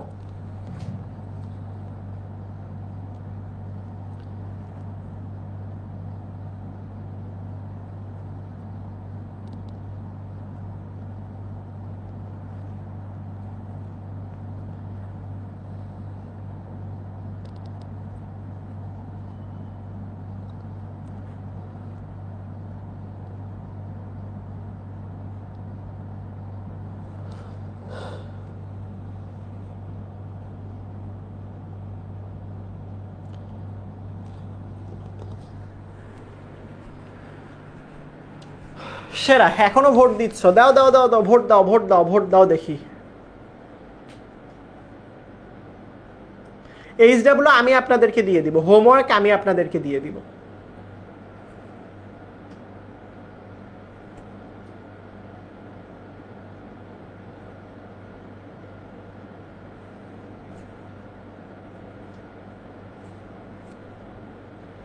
মাস্টার বুক পেয়ে যাবা বাবা, সমস্যা নাই।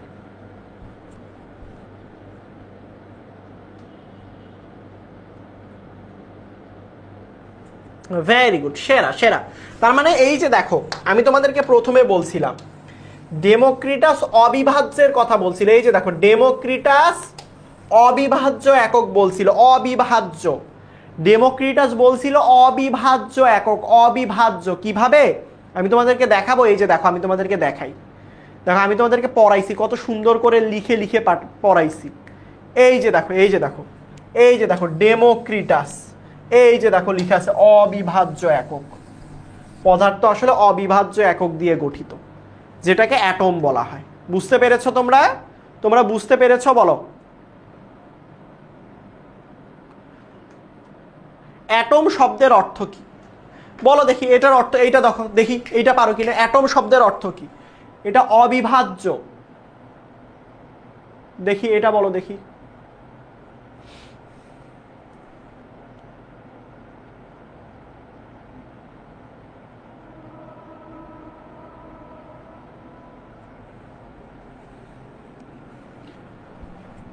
মাস্টার বুক পেয়ে যাবে, আশা করি এই সপ্তাহের মধ্যে পেয়ে যাবে ইনশাল্লাহ। এইটার উত্তর একটু দাও, অ্যাটম শব্দের অর্থ কি? একটু আগেও আমি তোমাদেরকে দেখাই নিয়ে আসলাম।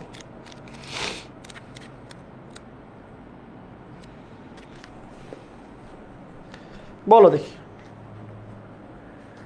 তাড়াতাড়ি, তোমরা পোলে উত্তর দিয়ে দাও কেমন?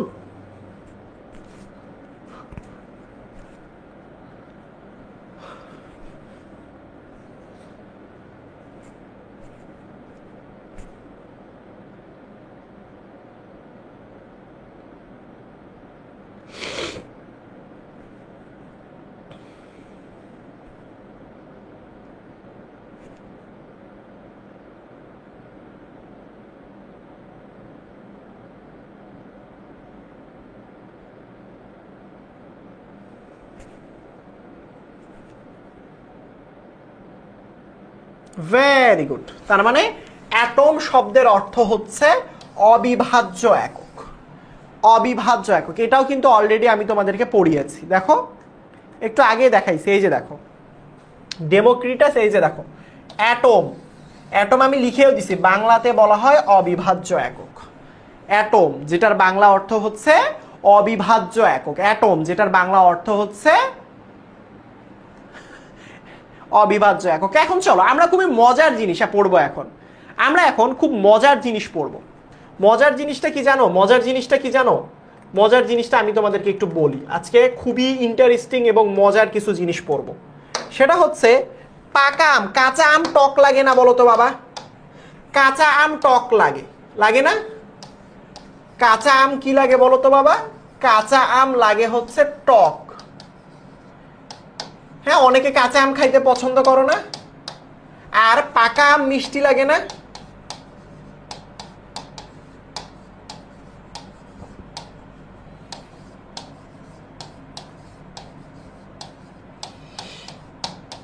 কেন লাগে বলতে পারো?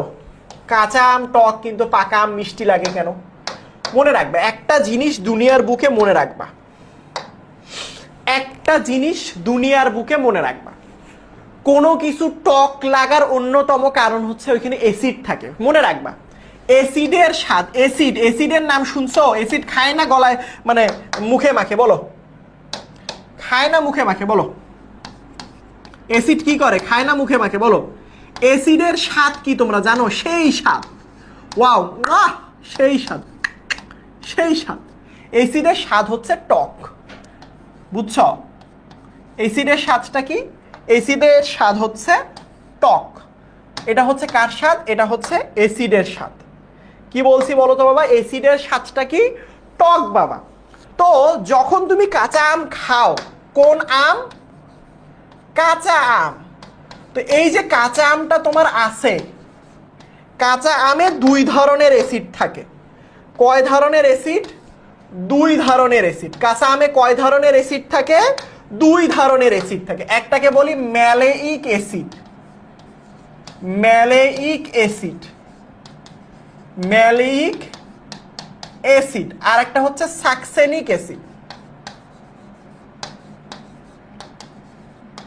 সাকসেনিক অ্যাসিড। তার মানে আমি আগেই বলছি কোন জায়গায় যদি তোমরা টক পাও, টক টক লাগে, টেঙ্গা টেঙ্গা লাগে, সেটাকে বলবা তুমি কি আছে? অ্যাসিড আছে। একটা হচ্ছে ম্যালিক অ্যাসিড আর একটা হচ্ছে সাকসেনিক অ্যাসিড। তার মানে কাঁচা আমে এটা মুখস্থ করে ফেলতে হবে। টিচাররা খুবই পছন্দ করে এই প্রশ্নটা, ভালোবাসা দিয়ে দেয় তোমাদেরকে যে কাঁচা আম টক কিন্তু পাকা আম মিষ্টি লাগে কেন। মজার ব্যাপার দেখো, আমি এরকম প্রশ্ন কিছু সলভ করছিলাম। দেখো একজনকে জিজ্ঞেস করছিলাম যে ভাইয়া কাঁচা আম টক কিন্তু পাকা আম মিষ্টি লাগে কেন? বললে কাঁচা আম বাজার থেকে আসলে আমরা, মানে এরকম ছিল যে পাকা আম বাজার থেকে টাকা দিয়ে কিনে আনতে হয়, যার কারণে পাকা আমটা মিষ্টি হয়। বলে কি? যে হ্যাঁ, পাকা আম বাজারে টাকা দিয়ে কিনে আনি, তাই পাকা আম মিষ্টি লাগে। আর কাঁচা আম, কাঁচা আম গাছের নিচে এমনি পড়ে থাকে, কেউ নেয় না, যার কারণে ওইটা টক। ওকে কেউ নেয় না, ওর মনে কষ্ট পেয়ে নাকি টক হয়ে গেছে। বুঝছ? বুঝছ? হ্যাঁ হইতে পারে। সাকসেনিক বানানটা একটু দেখতে হবে আমারও। সাকসেনিক বাংলা আমার বানান টানান ভুল হইতে পারে বাবা। ম্যালেইক অ্যাসিড এবং succinic acid, succinic acid, succinic acid, succinic acid একই, প্যারা নাই। ইংরেজি তো, প্যারা নাই। ইংরেজি, এটা আসল হচ্ছে ইংরেজি ওয়ার্ড বাবা। বাংলাতে একাত দাও, হিসিকাত দাও, কোনো সমস্যা নেই। বিষ কি খান নাকি অ্যাসিড? বিষ তো কখনো খেয়ে দেখি নাই বাবা। বিষ কি যদি তখন বিষ যদি খাইতে টক লাগে তাহলে ওইটা কি অ্যাসিড বলো তো বাবা? বিষ খাইতে টক লাগলে ওইখানে অ্যাসিড আছে। এখন দেখো আম যখন পেকে যায় তাহলে তখন, তার মানে এইটা কি বুঝতে পারছো কাঁচা আম টক কেন? কারণ কাঁচা আমের মধ্যে অ্যাসিড থাকে। উত্তর, সহজ উত্তর কি থাকে? কাঁচা আমের মধ্যে অ্যাসিড থাকে। কাঁচা আমের মধ্যে কি থাকে? কাঁচা আমের মধ্যে অ্যাসিড থাকে। যেহেতু কাঁচা আমের মধ্যে অ্যাসিড থাকে তাই এটা টক লাগে। সহজ উত্তর। তাহলে পাকা আম কেন আসলে বাবা তোমার হচ্ছে গিয়ে তোমার মিষ্টি লাগে কেন? পাকা আম। তো তুমি যখন এটা পাকা আমের হিসাব করবা, পাকা আম হিসাব করবা, তখন এই দুইটা জিনিস চেঞ্জ হয়ে যায়। এই দুইটা জিনিস আর থাকে না বাবা। বুঝছো? এই দুইটা জিনিস আর থাকে না। এই দুইটা জিনিস চেঞ্জ হয়ে যায়। একটা তৈরি হয় গ্লুকোজ,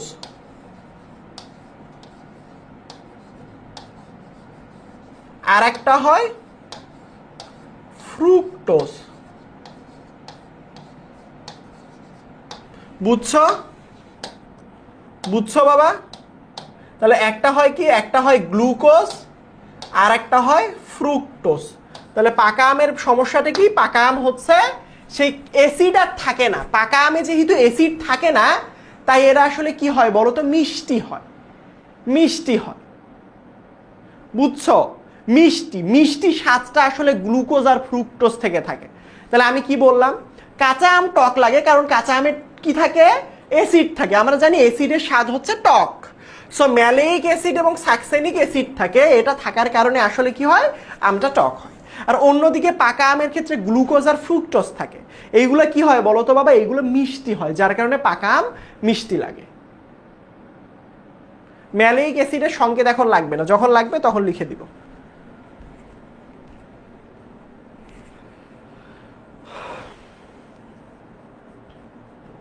এক্স্যাক্টলি, রাসায়নিকভাবে চেঞ্জ হয়। পাকা আমে আর অ্যাসিড থাকে না।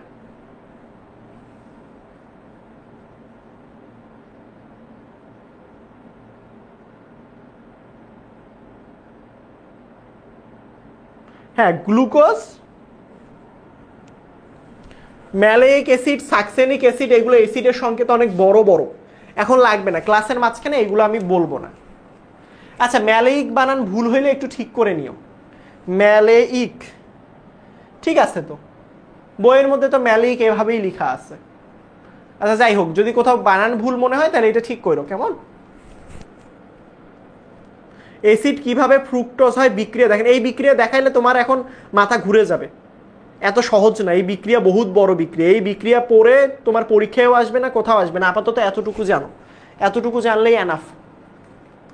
সো দেখো 2 নাম্বার প্রশ্ন, 2 নাম্বার প্রশ্ন এইটা কি বুঝতে পারছো তোমরা? একটু বুঝলে বলো যে কাঁচা আম টক কারণ এখানে অ্যাসিড থাকে। এই অ্যাসিডগুলো কি হয় বলো তো বাবা? এই অ্যাসিডগুলো স্বাভাবিকভাবে টক হয়, যার কারণে কাঁচা আমটা টক লাগে। আর পাকা আমে কি হয়? গ্লুকোজ আর ফ্রুক্টোজ, এই যে ম্যালিক অ্যাসিড থেকে গ্লুকোজ আর ফ্রুক্টোজে পরিণত হয়। বুঝছো আমার কথা? কথা কি ক্লিয়ার? এই বিক্রিয়া লাগবে না, যতটুক লিখে দিয়েছি অতটুক পড়ো, এতটুকুই হবে। এতটুক পরীক্ষা দিলে ফুল নাম্বার পাবা। এইগুলোর বিক্রিয়া যদি দেয়া থাকতো তাহলে তোমাদের কেমিস্ট্রি আর পড়া লাগতো না বাবা, জীবন অন্ধকার হয়ে যাইত। এখন আপাতত বেসিক পার্টগুলোই শিখো বাবা, বুঝছো? এই যে ম্যালিক অ্যাসিডের ফর্মুলা দেব লিখে দিছে, কিন্তু দরকার নাই এইগুলো, বুঝছো বাবা? দরকার নেই। দেখো তোমাদের বক্সের মধ্যে আরেকটা লেখা রয়েছে, আরেকটা লেখা রয়েছে, সেটা হচ্ছে এই যে এইটা, যে কেরোসিন প্রাকৃতিক গ্যাস মোমের দহন। বুঝো বুঝো, কেরোসিন প্রাকৃতিক গ্যাস আর হচ্ছে মোম কি কি বলছে? 3টা জিনিস বলছে। নাম্বার 1 তোমাকে বলছে কেরোসিন, কেরোসিন। তারপরে কি? তারপর হচ্ছে প্রাকৃতিক গ্যাস।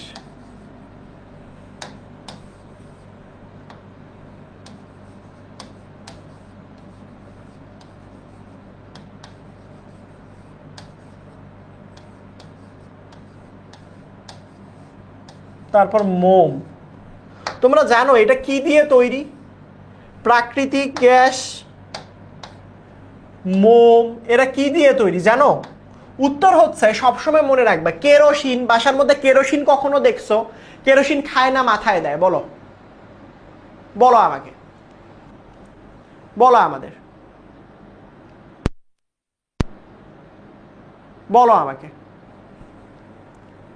কেরোসিন খায় না মাথায় দেয়। প্রাকৃতিক গ্যাস তো মিথেন।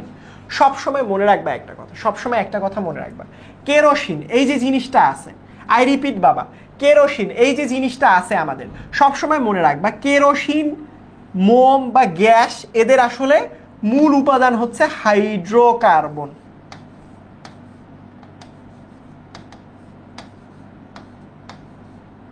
কি বললাম? এদের মূল উপাদানটা কি? এদের মূল উপাদানটা হচ্ছে হাইড্রোকার্বন।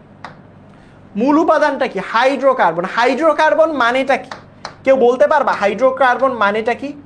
হাইড্রোকার্বন মানে হাইড্রো, দেখো এখানে 2টা পার্ট রয়েছে বাবা, একটা হচ্ছে হাইড্রো আর একটা হচ্ছে কার্বন। এই যে হাইড্রো এই নামটা থেকে আসছে হাইড্রোজেন। কি আসছে বলো তো বাবা? হাইড্রো থেকে আসছে হাইড্রোজেন, বুঝছো? আর কার্বন থেকে আসছে কার্বন। মানে হাইড্রোজেন আর কার্বন মিলে যে যৌগগুলো গঠিত হয় তাদেরকে বলা হয় হাইড্রোকার্বন। হয়ে গেল। হাইড্রোজেন এবং কার্বন মিলে যে যৌগগুলো গঠিত হয় সেইগুলোকে বলা হয় হাইড্রোকার্বন। কি বলা হয়? হাইড্রোকার্বন। এইগুলো যদি কখনো অক্সিজেনের সাথে বিক্রিয়া করে তাহলে তাপ উৎপন্ন করে, আগুন উৎপন্ন করে। এইগুলো একটু রিডিং পড়বা বইয়ের মধ্যে, যেমন বইয়ের মধ্যে এইগুলো একটু রিডিং পড়বা বাবা। এই যে এইগুলা, যে এইগুলা যখন দহন মানে অক্সিজেনের সাথে বিক্রিয়া করে, যখন দহন হয় তখন এগুলো কি হয়? কার্বন ডাই অক্সাইড তৈরি করে, জলীয় বাষ্প তৈরি করে, আলো তৈরি করে, মানে আগুন ধরায় ফেলে, একদম আগুন ধরায় ফেলে। যেমন কেরোসিনের মধ্যে যদি তুমি আগুন লাগাই দাও, ধাউ ধাউ ধাউ ধাউ করে আগুন জ্বলবে না? ধূপ ধাপ ধাউ ধাউ ধাউ ধাউ করে তো আগুন জ্বলবে স্বাভাবিক। তো এইটাই বোঝানো হয়েছে যে এখানের মধ্যে যদি তুমি এই জিনিসগুলারে কখনো পুরায় ফেলো, পুরাও। দহনের বাংলা অর্থ হচ্ছে পোড়ানো, পোড়ানো, পোড়ানো, পোড়ানো। আর একটা অর্থ কি? দহন, মানে শুদ্ধ ভাষা। তো এটাকে দহন করলে কি কি তৈরি হয়? তৈরি হয় বাবা কার্বন ডাই অক্সাইড। কোন die? Carbon die, carbon die oxide তৈরি হয়। তারপরে দেখবে আকাশের মধ্যে কালো কালো ধোঁয়া উড়ে, ওইটাকে বলে জলীয় বাষ্প। বুঝছো? কোনো কিছু পুড়লে আকাশে ধোঁয়া উড়ে না? অবশ্যই উড়ে। এখানে এটাকে কি বলে? জলীয় বাষ্প। আর সাথে উৎপন্ন হয় তাপ, আগুন জ্বললে তো তাপ উৎপন্ন হবেই। এই জিনিসগুলো একটু মনে রাখবা। এই জিনিসগুলো একটু মনে রাখতে হবে। সবাই কি বুঝতে পারছো? এই জিনিসগুলো আমি যেভাবে দেখাচ্ছি ভাবে এভাবে যদি বুঝেন এনাফ, আর লাগবে না। দেখো, প্রাকৃতিক গ্যাস, কেরোসিন আর মোম এরা আসলে হাইড্রোকার্বন দিয়ে তৈরি। মানে কি দিয়ে তৈরি? প্রশ্ন হচ্ছে এখানে, প্রশ্ন হচ্ছে কি দিয়ে তৈরি? কি দিয়ে তৈরি? উত্তর হচ্ছে এরা হাইড্রোকার্বন দিয়ে তৈরি। এই যে হাইড্রোকার্বন দিয়ে তৈরি। হাইড্রোকার্বন মানে হাইড্রোজেন আর কার্বন। আর এই যে তিনটা জিনিস আছে, এরা যদি কখনো এদেরকে পোড়ানো হয় তাহলে তিনটা জিনিস তৈরি হয়, একটা কার্বন ডাই অক্সাইড, একটা তাপ, আর একটা হচ্ছে জলীয় বাষ্প। তোমরা কি সবাই বুঝতে পারছো? বুঝতে পারছো? এবার বলো। এ পোলাপান, বলছি বাবা, বলছি, 3 বার বলছি।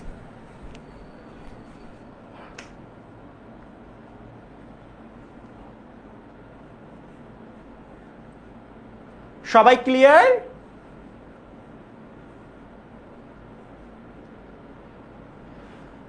সবাই কি ক্লিয়ার হইতে পারছো?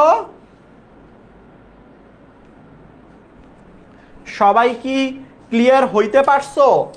সবাই বলো।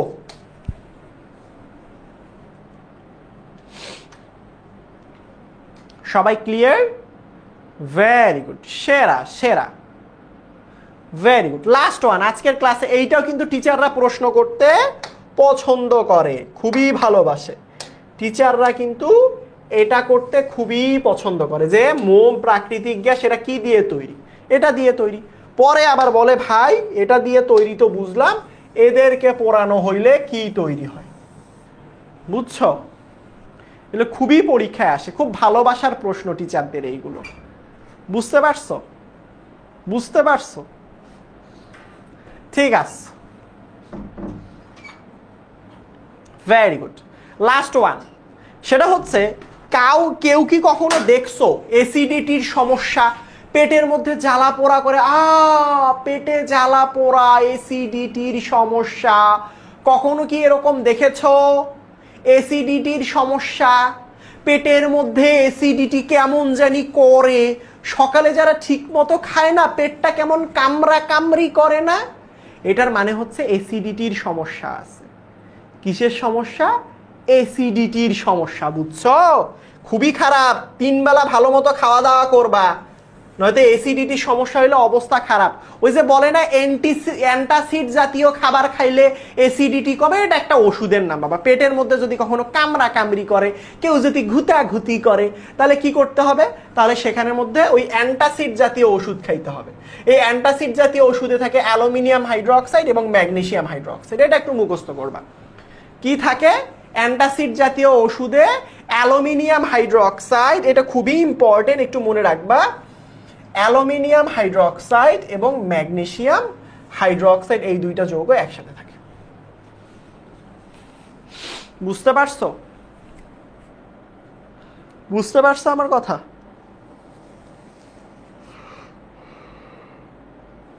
কথা ক্লিয়ার? এইগুলো একটু পড়বা। হ্যাঁ, ডিনার ব্রেক দিচ্ছি। এছাড়া বইয়ের মধ্যে দেখবা, এগুলো একটু রিডিং পড়লে বুঝবা বায়ুর মধ্যে কি থাকে, সারের মধ্যে কি থাকবে। বুঝছো? বুঝছো? যেমন এই যে দেখো, বইয়ের মধ্যে একটা জিনিস পাবা, সারের মধ্যে কোন কোন উপাদান থাকে। দেখো সার, এই যে সারের মধ্যে, এটা সার না, খাবার পানির মধ্যে বিভিন্ন খনিজ উপাদান থাকে।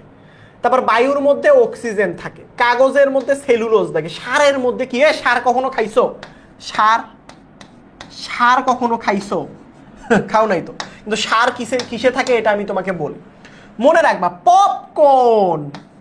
পপকর্ন তো খাইছো, পপকর্ন। তারপর মোগলাই, সব পছন্দের খাবার বাচ্চা কাচ্চাদের, মোগলাই। তারপরে মনে রাখবা কাবাব। কার? আসলে প্রশ্ন হচ্ছে কার? স্যার এখন খেয়ে ফেলবে নয়তো। দেখো এই যে দেখো পপকর্ন, পিতে এই যে দেখো পপকর্নের পিতে হচ্ছে ফসফরাস, অক্সিজেন। বুঝছো? সিতে কার্বন। বুঝছো? এনতে নাইট্রোজেন, বুঝছো? মোগলাই ম্যাগনেসিয়াম,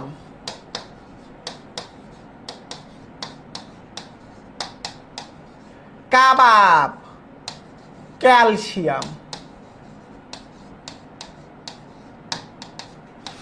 কার কে তে হচ্ছে পটাশিয়াম, কার পটাশিয়ামের সংকেত হচ্ছে কে, কে তে আমরা বলি পটাশিয়াম। মজা লাগছে? ইজি হবে, এবার মনে রাখতে পারবো? বলো, তোমরা বলো। সবগুলোর নাম দেখবা কমন পাবা এখানে। এই যে দেখো নাইট্রোজেন এখানেও আছে, এই যে দেখো নাইট্রোজেন আছে, অক্সিজেন আছে, এই যে দেখো অক্সিজেন আছে, কার্বন আছে, এই যে দেখো কোথায় গেল কার্বন, এই যে দেখো কার্বন আছে, ফসফরাস আছে, এই যে দেখো এখানে ফসফরাস আছে, ক্যালসিয়াম আছে, এই যে দেখো ক্যালসিয়াম আছে, ম্যাগনেসিয়াম আছে, এই যে দেখো ম্যাগনেসিয়াম আছে, পটাশিয়াম আছে, এই যে দেখো পটাশিয়াম আছে। ইজি পিজি বাবা। পপকর্ন মোগলাই কাবাব কার, এটা যদি মনে রাখতে পারো তাহলে আমরা কি করতে পারি, তাহলে হচ্ছে সারের মধ্যে কোন কোন উপাদান আছে ইজি পিজি হয়ে যাবে, একদম ইজি পিজি হবে। তোমরা কি বুঝতে পারছো? তোমরা কি বুঝতে পারছো? তাহলে ছুটি দিয়ে দিব বাবা, ছুটি ফুটি। তোমাদের হোমওয়ার্ক থাকবে কি, তোমাদের হোমওয়ার্ক থাকবে এইগুলো তো দেখবা নিজেরা পারো কিনা। এই যে হোমওয়ার্ক, এই যে এটা অলরেডি পড়াইছে, এইটা এইটা এটা একটু ছবি তুলে নাও, এটা একটু ছবি তুলে নাও। হোমওয়ার্ক আজকের স্যার ভালোবেসে তোমাদেরকে এই হোমওয়ার্কটা দিয়ে দিল। হ্যাঁ, এই ছবি তুলছো হোমওয়ার্কের, হোমওয়ার্কের ছবি তুলছো, ভেরি গুড ভেরি গুড। ঠিক আছে ঠিক আছে। সো এখন তোমাদের প্রথম কাজ হচ্ছে ক্লাস কেমন লাগছে বলো বাচ্চা কাচ্চারা, ক্লাস কেমন লাগছে বলো, ভালো লাগছে, বুঝতে পারছো নাকি বোরিং লাগছে, কোনটা কোনটা? ক্লাস শেষে কিন্তু জানাই দিতে হবে ক্লাসটা কেমন লাগছে, বুঝতে পারছো? এটার জন্য কি আছে, হয়তোবা আমার সাউন্ড টাউন্ডের সমস্যা ছিল, এটা তো আসলে আমরা ইনশাল্লাহ ডে বাই ডে ইমপ্রুভ করবই, বাট আমার পড়া তোমরা বুঝতে পারছো কিনা এটা কিন্তু ক্লাস শেষে অবশ্যই অবশ্যই জানাই দিতে হবে, বুঝছো? তাছাড়া তোমাদের ফেসবুক গ্রুপগুলো রয়েছে, যে কোনো সময় এই যে এত ভালোবাসার যে স্লাইড, কে তোমাদেরকে এত ভালোবেসে ধরো তোমাদেরকে স্লাইড দেখাবে, দেখো এই যে দেখছো কত সুন্দর, কত ভালোবেসে তোমাদেরকে স্লাইড দেখাইছি, ভালোবাসাতে ভরপুর একদম স্লাইডগুলো, দেখো পড়াশোনাগুলা দেখছো। সো ব্যাপার হচ্ছে অবশ্যই অবশ্যই জানাই দিবা। সবাই ভালো থাকবা, সবাই আমার জন্য দোয়া করবা, যদি রিজিকে থাকে ইনশাল্লাহ তোমাদের সাথে আবারও দেখা হবে কোনো এক সময়। সবাই ভালো থাকবা, সেই পর্যন্ত আল্লাহ হাফেজ বাচ্চা কাচ্চারা, আসসালামু আলাইকুম।